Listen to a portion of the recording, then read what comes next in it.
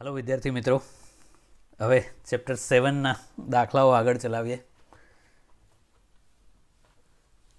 एक एरपोर्ट पर सुरक्षाना कारणोसर मेटल डिटेक्टरना दरवाजामांथी एक व्यक्ति पसार थाय छे। जो ते अथवा तेणी एनी पासे कोई धातुनी बनेली कोई वस्तु होय तो मेटल डिटेक्टर ध्वनि उत्सर्जित करे छे। तो आ डिटेक्टर कया सिद्धांत पर कार्य करे छे? तो मित्रों, मेटल डिटेक्टर है वास्तव में एक प्रकारनो एलसी परिपथ है अने ए अनुनाद पर कार्य करे छे। मेटल डिटेक्टरनो जे दरवाजो होय ए दरवाजो पोते एक मोटू इंडक्टर एटले कोइल छे।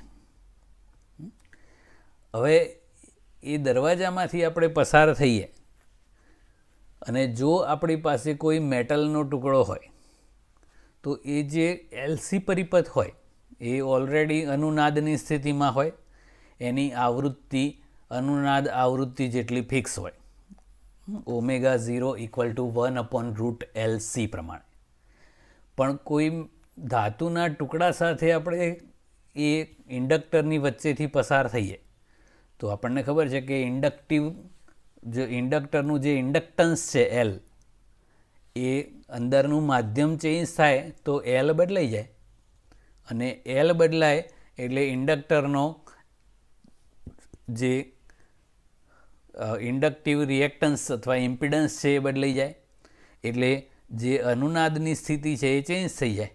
कारण के एल चेन्ज थाय एटले ओमेगा चेन्ज थाय ने ओमेगा 0 = 1/√LC छे। तो ए जे इलेक्ट्रॉनिक परिपथ एनी साथे जोड़ेलो एलसी परिपथ साथे एमां एवी व्यवस्था होय कि जो परिपथनी आवृत्ति ए अनुनाद आवृत्ति ओमेगा 0 करता बदलाय तो तरत ज एक एलार्म चालू थई जाए। तो कोईपण मेटलनी वस्तु लईने आपणे अंदरथी पसार थईए एटले एल बदलाई जाए एटले आवृत्ति बदलाय एटले एलार्म चालू थई जाए। जो कोई नॉन मेटलिक वस्तु होय तो आवृत्तिमां कोई फरक ना पड़े, बराबर। एटले आ रीतनुं होय छे। आ जे गेट है ये वास्तव में एक मोटू इंडक्टर है, एनी साथे बीजो एक केपेसिटर जोड़ीने अनुनाद करेलो होय अने वच्चेथी पसार थईए अने जो कोई मेटलवाड़ी वस्तु अपनी पासे होय तो ये अनुनादनी स्थिति में भंग पड़े, आवृत्ति परिपथनी बदलाई जाए एटले सायरन चालू थई जाए। आ एनो सिद्धांत छे। ओके, नेक्स्ट दर्शावो के एलसी परिपथना मुक्त दोलनों में केपेसिटर अने इंडक्टर में कोईपण समये संग्रहित ऊर्जाओनो सरवाळो अचल होय छे। मित्रों, शुरुआत में आपणे एलसी परिपथनी बात करी थी त्यारे केपेसिटर फूल चार्ज होय, इंडक्टर खाली होय। पछी क्रमशः केपेसिटरनी ऊर्जा इंडक्टर में शिफ्ट थती जाए, केपेसिटर डिस्चार्ज थतुं जाए। पछी इंडक्टर फूल चार्ज थई जाए, केपेसिटर खाली थई जाए। पछी एनथी ऊंधुं चालू थाय। पण आ परिस्थिति में जे टोटल ऊर्जा है ये तो एटली ने एटली ज रहेशे एवुं आपणे साबित करवानुं छे। तो शरूआत में धारो कि केपेसिटर फूल चार्ज स्थिति में होय ए वखते एनी परनो महत्तम विद्युत भार धारो कि Q0 है अने इंडक्टर ए वखते खाली छे। ए एलसी दोलक परिपथनी आवृत्ति आ कोणी आवृत्ति थाय 1/√LC है। न्यू करवी होय तो 2π नीचे लई लेवानुं।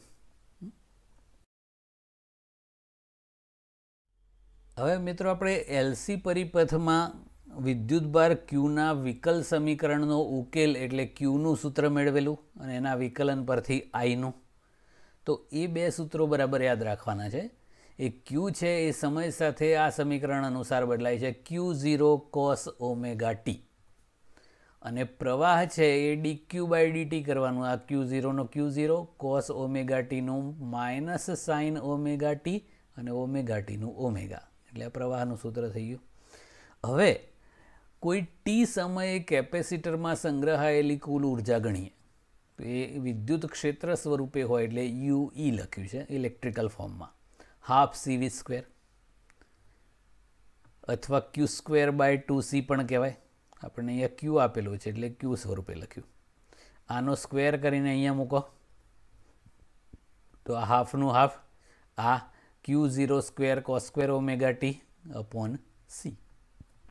तो आ केपेसिटर में विद्युत क्षेत्र स्वरूपे संग्रहायेली ऊर्जा थी। हवे टी समये इंडक्टर में संग्रहायेली ऊर्जा, तो इंडक्टर में चुंबकीय क्षेत्र स्वरूपे ऊर्जा संग्रहायेली एटले मैग्नेटिक लख्युं छे, हाफ LI स्क्वेर करेलू। आईनु सूत्र आपने खबर है, एनो स्क्वेर करो एटले धन थई जशे हाफ L अने आनो स्क्वेर एटले Q0 square omega square sign square omega t. Okay, हवे आपणे LC परिपथनी कोणीय आवृत्ति ओमेगा बराबर 1/√LC कर्यु, तो आ ओमेगा स्क्वेर बराबर 1/LC थई जाए। तो ये ओमेगा स्क्वेरनी जग्याए 1/LC करो, एक L उड़ी जशे। तो आ Q0 स्क्वेर एक L उड़ी गयो अपॉन 2 अने नीचे C अने आ sine square omega t. Okay, हवे आपणे ए बेनो सरवाळो अचळ रहे छे एवुं माग्युं छे, तो ए बंनेनो सरवाळो करीए तो केपेसिटर में संग्रहायेली ऊर्जा प्लस इंडक्टर में संग्रहायेली ऊर्जा। तो आ Q0 स्क्वेर अपॉन 2C बंने मांथी कॉमन निकळे। अहींया cos स्क्वेर ओमेगा टी छे, अहींया साइन स्क्वेर ओमेगा टी छे। cos square omega t plus sine square omega t equal to तो 1 थाय, एटले आ ऊर्जाओनो सरवाळो Q0 स्क्वेर बाय 2C छे। तो मित्रों Q0 तो महत्तम विद्युत भार हतो अने C आ बंने समय पर आधारित नहीं, एटले आ बधुं अचळ छे।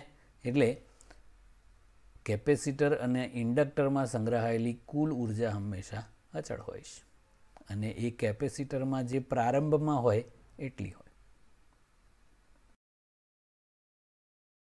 ओके, हवे स्वाध्यायना दाखलाओ करीए छीए। पहलो दाखलो छे 200 वोल्ट अने 50 हर्ट्ज एसी सप्लाय साथे 100 ओम अवरोध जोड़ेलो छे। एटले आ मात्र अवरोध धरावतो परिपथ थयो। परिपथ में प्रवाहनु RMS मूल्य शुं हशे अने एक पूर्ण चक्र दरमियान खर्चातो कुल पावर ने सरेराश पावर पण कहेवाय छे, नेट पावर केटलो हशे। तो मित्रों अवरोध आप्यो छे, आपणने रकम में जे वोल्टेज आपेलू होय ए हमेशा RMS वोल्टेज होय, एकने कैपिटल V अथवा V RMS जे लखવું होय अने आवृत्ति आपी छे 50 हर्ट्ज। तो આપણે પ્રવાહ શોધવો છે IRMS, તો અહીંયા તો ઓમનો નિયમ જ થશે ને, એકલો અવરોધ જ છે એટલે VRMS अपॉन R। તો VRMS 220 વોલ્ટ, R 100 ઓમ એટલે RMS પ્રવાહનું મૂલ્ય 2.2 એમ્પિયર। એક ચક્ર દરમિયાનનો ખર્ચાતો કુલ પાવર શોધવો છે, તો માત્ર અવરોધ ધરાવતા પરિપથમાં મહત્તમ પાવર વ્યય થાય VRMS into IRMS। VRMS 220 volt आपेलू है, IRMS आपणे शोध्यो 2.2 एम्पियर, गुणाकार करो एटले 484 watt. Okay, simple. Next, AC सप्लायना वोल्टेजनु महत्तम मूल्य 300 वोल्ट है, तो RMS वोल्टेज केटलो हशे अने प्रवाहनु RMS मूल्य 10 एम्पियर है, तो महत्तम प्रवाहनु मूल्य केटलुं हशे। तो मित्रों आपने खबर है कि RMS वोल्टेज है महत्तम मूल्यनो √2 में भागनो होय छे। तो VRMS equal to VM upon √2, VM आपेलू छे तो 300 बाय √2 करो एटले 212.1 वोल्ट VRMS मळी गयो। RMS प्रवाह आपणे आप्यो छे अने महत्तम प्रवाह शोधवानो छे, तो महत्तम प्रवाह RMS प्रवाहनो √2 गणो होय एटले √2 गुण्या 10 कर देवानुं। √2 एटले 1.414, एना गुण्या 10 करो एटले 14.14 एम्पियर थई जाय। ओके, हवे स्वाध्यायनो दाखला नंबर 3 करीए छीए। 220 वोल्ट अने 50 हर्ट्जना एसी स्त्रोत साथे 44 मिली हेनरीनु इंडक्टर जोड़ेल है, तो प्रवाहनु RMS मूल्य केटलू? तो IRMS equal to VRMS upon एकलू इंडक्टर है एटले XL थाय। तो पहला आपणे XL शोधवू पड़शे, આટલી વસ્તુ આપેલી છે. એલ 44 મિલી હેનરી એટલે ગુણ્યા 10⁻³ હેનરી, VRMS અને ન્યૂ આપેલી છે. તો સૌથી પહેલાં એક્સેલ શોધી કાઢીએ. એક્સેલ એટલે ઓમેગા એલ અથવા 2π ન્યૂ એલ, આપણને ન્યૂ આવૃત્તિ આપેલી છે. બસ આ બધી કિંમતો મૂકી. પાઈની કિંમત 3.14 મૂકો તોય ચાલે ને 22.97 મૂકો તોય ચાલે. તો 13.83 ઓમ મળ્યો. હવે IRMS equal to VRMS upon X L. VRMS આપણને આપેલો છે, એક્સેલ આપણે શોધ્યો, ગુણોત્તર કરો એટલે જવાબ, એટલે IRMS મળી ગયો. સિમ્પલ. દાખલા નંબર 4. 110 વોલ્ટ અને 60 હર્ટ્ઝ આવૃત્તિના એસી સ્ત્રોત સાથે 60 માઇક્રોફેરેડેનું કેપેસિટર જોડેલું છે. તો RMS પ્રવાહનું મૂલ્ય શોધો. તો મિત્રો, જેમ આપણે ઇન્ડિયામાં આપણા ઘરમાં 220 વોલ્ટ અને 50 હર્ટ્ઝ આવૃત્તિવાળો એસી આવે છે, એવું અમુક પશ્ચિમી દેશોમાં 110 વોલ્ટ અને 60 હર્ટ્ઝ આવૃત્તિવાળો એસી વપરાય છે. આવો ફરક છે. બે આખા વર્લ્ડમાં બે સિસ્ટમ છે. તો IRMS equal to VRMS upon, અહીંયા એકલું કેપેસિટર છે એટલે XC એટલે 1/ωc. એ ωc ઉપર જતું રહે ને ઓમેગાની જગ્યાએ 2π ન્યૂ લખી દીધું. ઓકે, તો બધું આપેલું જ છે. 2π 3.14, આવૃત્તિ ન્યૂ 60 હર્ટ્ઝ, C 60 × 10⁻⁶ અને VRMS આપેલું છે 110 વોલ્ટ. ડાયરેક્ટ કરી દીધું. આની જેમ અલગ અલગ કરવું હોય તોય થાય. આ ઓલ ઇન વન થઈ ગયું. Okay, next. સ્વાધ્યાય 7.3 અને 7.4 એટલે આ ઉપરના બે દાખલા છે. એક પૂર્ણ ચક્ર દરમિયાન દરેક પરિપથમાં શોષાતો ચોખ્ખો પાવર કેટલો હશે? અને તમારા જવાબની સમજૂતી આપો. તો મિત્રો, માત્ર ઇન્ડક્ટર હોય એમાં પ્રવાહ વોલ્ટેજ કરતાં કળામાં π/2 જેટલો પાછળ હોય, અને માત્ર કેપેસિટર હોય એમાં પ્રવાહ વોલ્ટેજ કરતાં π/2 જેટલો આગળ હોય. તો બંને કિસ્સામાં કળા તફાવત 90 ડિગ્રી થાય છે.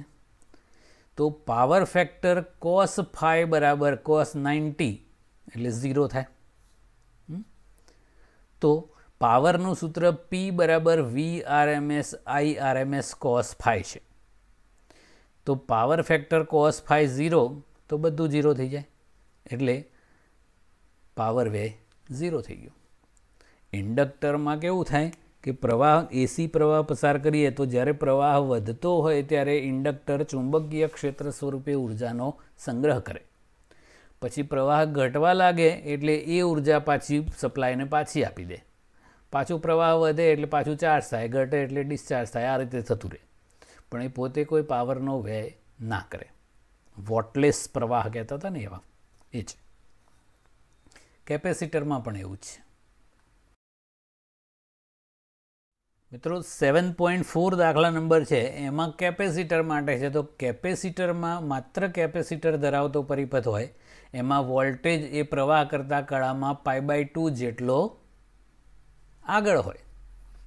પણ કળા તફાવત તો 90 ડિગ્રી થયો π/2 રેડિયન એટલે. તો cos 90 0 એટલે બધું 0. તો કેપેસિટર ધરાવતા પરિપથમાં પણ પાવર વ્યય 0 હોય.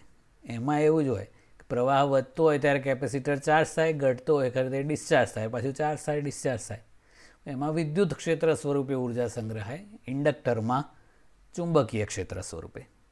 તો આ રીતે બંનેમાં પાવરનો વ્યય થયા સિવાય પ્રવાહ વહેતો હોય એટલે એને વોટલેસ પ્રવાહ કહેવાય છે. વોટ વિહીન, પાવરનો વ્યય થયા સિવાય વહેતો પ્રવાહ એટલે એને વોટલેસ પ્રવાહ કહેવાય છે. Okay, next. L, C અને R આપ્યા છે. એક LCR શ્રેણી પરિપથ માટે અનુનાદ આવૃત્તિ અને રેઝોનન્સ ફ્રીક્વન્સી કહેવાય છે, એટલે ωr પણ કહે છે ને ω0 પણ કહે છે. મેળવો. આ પરિપથનું Q મૂલ્ય એટલે Q ફેક્ટર શોધવાનું છે.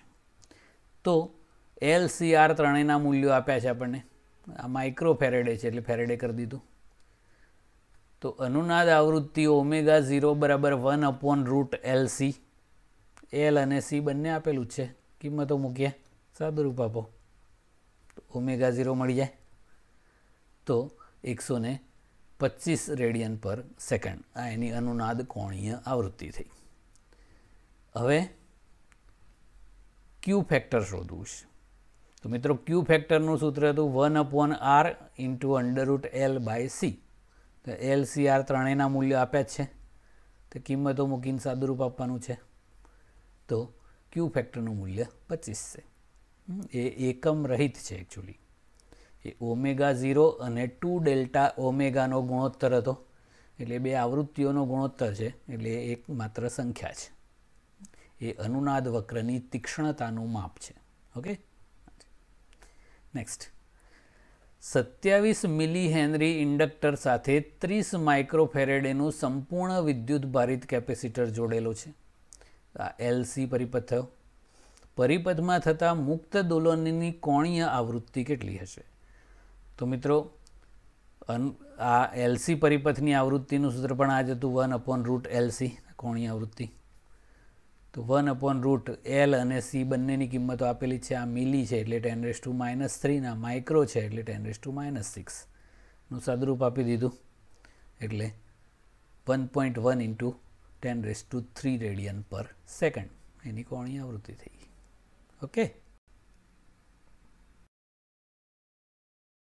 ઓકે નેક્સ્ટ દાખલો કરીએ. સ્વાધ્યાય 7.7માં કેપેસિટર પરના પ્રારંભિક વિદ્યુત ભારનું મૂલ્ય ધારો કે 6 મિલીકુલમ છે, Q0 કહેતા હતા ને જ.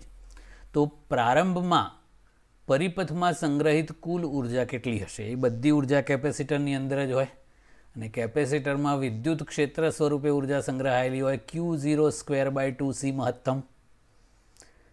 Q આપણને આપેલું છે Q0 અને C આપણે આગળના દાખલા પ્રમાણે લીધું, તો 0.6 જૂલ ઉર્જા સંગ્રહાયેલી હોય.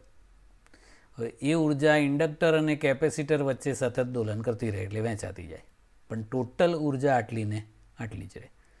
t=0 સમયે બધી ઉર્જા કેપેસિટરમાં હોય અને ઇન્ડક્ટરમાં ઉર્જા 0 હોય.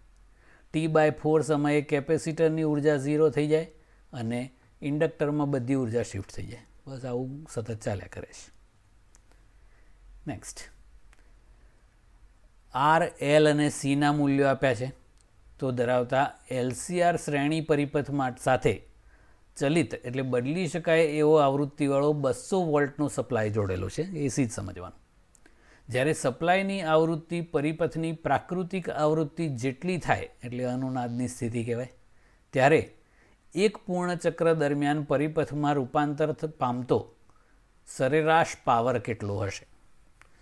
તો પાવરનું સૂત્ર આપણને ખબર છે Vrms I/RMS cos phi. તો આપણને Vrms આપેલો છે, I/RMS શોધવો પડશે. તો I/RMS = Vrms/R છે, પણ મિત્રો અહીંયા અનુનાદની સ્થિતિ છે એટલે Z એ જ R થાય, 20 ઓહ્મ જ થાય. તો I/RMS = ઓરિજિનલ સૂત્ર Vrms/Z છે, પણ અનુનાદની સ્થિતિમાં Z = R થઈ ગયું, એટલે આ 200/20 એટલે 10 એમ્પિયર થઈ ગયું. પાવર શોધવાનો છે, તો એક ચક્ર દરમિયાન મળતો power P = Vrms I/RMS cos phi. અનુનાદની સ્થિતિમાં પાવર ફેક્ટરનું મૂલ્ય 1 હોય, cos phi = 1 થઈ જાય ને, cos 0 1. અનુનાદની સ્થિતિમાં અવરોધ જેવું જ હોય, ને અવરોધમાં કેવું હતું, પ્રવાહ અને વોલ્ટેજ બંને સરખી કળાવાળા હતા, એટલે કળા તફાવત phi 0 છે. cos 0 1 એટલે Vrms × I/RMS. તો Vrms 200 volt, I/RMS 10 ampere, 2000 watt. Okay okay next એક radio medium wave broadcast band, આ એક પ્રસારણની આવૃત્તિ છે 800 કિલોહર્ટ્ઝથી 1200 કિલોહર્ટ્ઝની આવૃત્તિના ગાળામાં ટ્યુન કરી શકાય છે. આપણા જે લોકલ રેડિયો સ્ટેશનો હોય એ આ આવૃત્તિ પર વાગતા હોય છે. જો તેના એલસી પરિપથમાં 200 માઇક્રો હેનરીનું અસરકારક ઇન્ડક્ટર હોય, એલ આપ્યું છે, તો ચલ કેપેસિટરની રેન્જ કેટલી હોવી જોઈએ? એટલે સી કેટલાથી કેટલા વચ્ચે બદલાય. અને એ ટ્યુનિંગ કરવા માટે પ્રાકૃતિક આવૃત્તિ એટલે કે એલસી પરિપથના મુક્ત દોલનની આવૃત્તિ એ રેડિયો તરંગની આવૃત્તિ જેટલી થવી જોઈએ. આપણે કોઈપણ રેડિયો સ્ટેશન મેળવવા માટે આપણે જે ટ્યુનર મચડીએ છીએ એ વાસ્તવમાં આપણા રેડિયોના પરિપથની એલસી આવૃત્તિ સેટ કરીએ છીએ. એ આવૃત્તિ પ્રસારણની આવૃત્તિ જેટલી થાય એટલે મહત્તમ પાવર સપ્લાય એટલે પાવર પકડાય અને એ સિગ્નલ ચકાચક પકડાય અને એ સ્ટેશન વાગે. તો એ એલસી પરિપથની આવૃત્તિ જેટલી, તો એલસી પરિપથની આવૃત્તિ ઓમેગા બરાબર 1/√LC. આવૃત્તિ ન્યૂ કરવી હોય તો 1/2π√LC થાય. બંને બાજુ સ્ક્વેર કરીને સીને કરતા બનાવી દીધો તો C = 1/4π²ν²L. તો પહેલા કેસમાં આપણે ન્યૂ1 આવૃત્તિ 800 કિલોહર્ટ્ઝ મૂકીએ તો C1 મળે, પછી ન્યૂ2 1200 કિલોહર્ટ્ઝ મૂકો તો C2 મળે. તો C1નું કરીએ 1/4π²ν1²L. કિંમતો બધી આપેલી છે. 1/4 પાઈનો સ્ક્વેર એટલે 3.14નો સ્ક્વેર, ન્યૂ1નો સ્ક્વેર 800 કિલોહર્ટ્ઝ છે ને, તો આ 8નો સ્ક્વેર તો 800 × 10⁻³ નો હોલ સ્ક્વેર કરી દેવાય ને સીધો. અને L 200 × 10⁻⁶. બસ એક સાદું રૂપ આપો એટલે C1 મળી ગયું. 198 × 10⁻12 ફેરેડે, ટૂંકમાં એને 198 પિકોફેરાડે કહેવાય છે. ઓકે. એ જ રીતે C2 કરવું હોય તો C2 બરાબર 1/4π²ν2L થઈ જશે.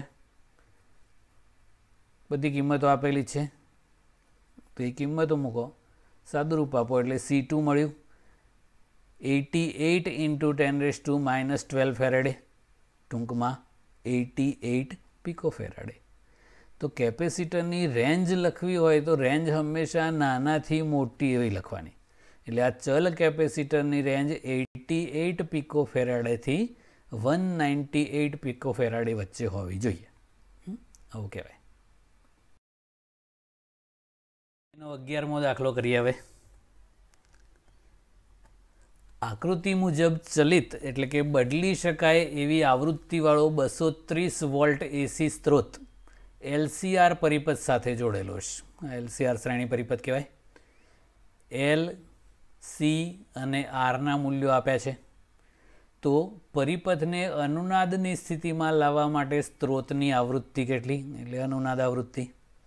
અનુનાદ આવૃત્તિ એ પરિપથનો ઇમ્પિડન્સ અને પ્રવાહનો કંપ વિસ્તાર એટલે મહત્તમ પ્રવાહ. પરિપથના ત્રણેય ઘટકોના બે છેડા વચ્ચેનું RMS વોલ્ટેજ એટલે આના બે છેડા વચ્ચે VRMS of R, આનું VRMS of C, VRMS of L શોધો. અને અનુનાદ આવૃત્તિઓ LC સંયોજનના બે છેડા વચ્ચે વિદ્યુત સ્થિતિમાનનો તફાવત 0 છે. અનુનાદની સ્થિતિમાં આ બે વચ્ચેનું વોલ્ટેજ 0 હોય એ આપણને ખબર છે. L, C અને Rના મૂલ્યો આપેલા છે. પહેલાં અનુનાદની સ્થિતિ કરીએ તો XL બરાબર XC હોય એટલે આ બંને એકબીજાના રિએક્ટન્સની અસરને નાબૂદ કરી દે એટલે Z બરાબર R થઈ જાય. અને અનુનાદ આવૃત્તિ 1/√LC જેટલી હોય. L અને C બંને આપેલા જ છે. સાદું રૂપ આપીએ તો અનુનાદ આવૃત્તિ 50 રેડિયન/સેકન્ડ મળી. એકચ્યુઅલી એ અનુનાદ કોણીય આવૃત્તિ છે. હવે અનુનાદની સ્થિતિમાં Z બરાબર R હોય તો R આપણને આપેલો છે 40 ઓહ્મ. પ્રવાહ શોધવો છે તો IRMS = VRMS/Z, પણ અહીંયા Z બરાબર R એટલે 40 ઓહ્મ જ મૂકવાનું. VRMS આપેલો છે 230/40. ઓકે. પ્રવાહનું મહત્તમ મૂલ્ય તો IM = √2 × IRMS, તો √2 × this એ કરો એટલે 8.1 એમ્પિયર થઈ ગયું. કેપેસિટરના બે છેડા વચ્ચેનું RMS voltage VC of RMS, તો IRMS × કેપેસિટરનો અસરકારક અવરોધ XC લેવાનો. પણ XC એટલે 1/ωc. તો IRMS આપણે શોધ્યું 5.6 એમ્પિયર. ઓમેગા શોધ્યું 50 અને સી આપેલો 80 ગુણ્યા 10⁻⁶, તો એ સાદુરૂપ આપે 1400 વોલ્ટ. ઓકે. એ જ રીતે હવે ઇન્ડક્ટરના બે છેડા વચ્ચેનું આરએમએસ વોલ્ટેજ શોધીએ, વીએલ આરએમએસ. એટલે આઈઆરએમએસ ઇન્ટુ ઇન્ડક્ટરનો અસરકારક અવરોધ એક્સએલ લખવાનો. એક્સએલ એટલે ઓમેગા એલ. તો આઈઆરએમએસ આપણે શોધ્યું 5.6 એમ્પિયર, ઓમેગા 50 રેડિયન પર સેકન્ડ, એલ આપ્યો છે 5 હેનરી. એ ગુણાકાર કરો એટલે 1400 વોલ્ટ. જો અનુનાદની સ્થિતિમાં વીએલ અને વીસી ના આરએમએસ મૂલ્યો 1400 વોલ્ટ સરખા પણ એ બંને વિરુદ્ધ કળાવાળા હોય એટલે એકબીજાની અસરને નાબૂદ કરી દે. એટલે લાગુ પાડેલું ટોટલ જે વીઆરએમએસ હતું એ અને અવરોધના બે છેડા વચ્ચેનું આરએમએસ વોલ્ટેજ હોય એ બંને સરખા થશે. જો આપણે આ અવરોધનું વોલ્ટેજ આઈઆરએમએસ ઇન્ટુ આર ઓમના નિયમ પ્રમાણે કરી દેવાય. આઈઆરએમએસ 5.6 અને આર 40 ઓમ આપ્યો છે, એ ગુણાકાર કરો એટલે 230 વોલ્ટ થયું. તો લાગુ પાડેલું જે સપ્લાય વોલ્ટેજનું આરએમએસ મૂલ્ય હતું એ પણ આ જ હતું. ઓકે, એટલે આવું થઈ જાય છે, કારણ કે ટોટલ વી આરએમએસ છે એને આપણે વી કહી દઈએ, તો વી બરાબર √ વીઆર સ્ક્વેર વત્તા વીએલ માઇનસ વીસી નો હોલ સ્ક્વેર હતું. તો અહીંયા વીએલ વીસી બંને સરખા એટલે 0 થઈ જશે એનું, એટલે વીઆર એ જ વી થઈ જાય છે. ઓકે, વીએલસી એટલે ઇન્ડક્ટર અને કેપેસિટર વચ્ચેનું વોલ્ટેજ શોધવું છે આરએમએસ. તો આઈઆરએમએસ ઇન્ટુ ઇન્ડક્ટર અને કેપેસિટરના પરિપથનો કુલ અવરોધ લેવાનો એટલે એક્સએલ માઇનસ એક્સી કહેવાય. એટલે ઓમેગા એલ માઇનસ 1/ωc. છૂટું પાડીને લખીએ તો IRMS into omega L minus IRMS upon omega C. પણ આ શોધ્યું એ તો ઇન્ડક્ટરના બે છેડા વચ્ચેનું વોલ્ટેજ જે આરએમએસ હતું એ આ 1400 વોલ્ટ, અને આ કેપેસિટરનું આરએમએસ વોલ્ટેજ હતું વીસી આરએમએસ એ આ, એટલે ટોટલ 0 થઈ ગયું. ઓકે, એટલે અનુનાદની સ્થિતિમાં આવું થાય. Have a wonderful day. That's it.